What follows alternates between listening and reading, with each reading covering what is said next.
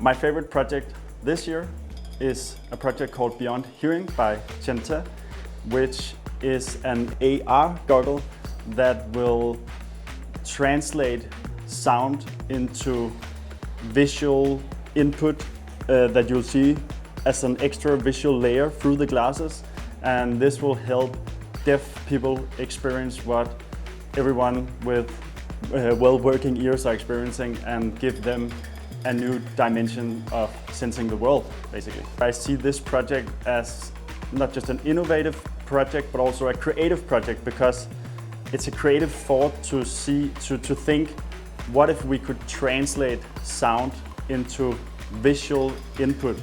I mean, that's a crazy, groundbreaking thought, and to actually go execute on that idea and make a prototype all by yourself, like everything from 3D printing the glasses to programming the software, I think that's next level, for sure. To win the D&AD pencil is really huge for me, because this project, the motivation is that my sister just lost one side of hearing 2 years ago. So I think this award is really important for me to push this project to help more deaf people or hard of hearing people in the world. So really thank you for D&AD for giving me the pencil.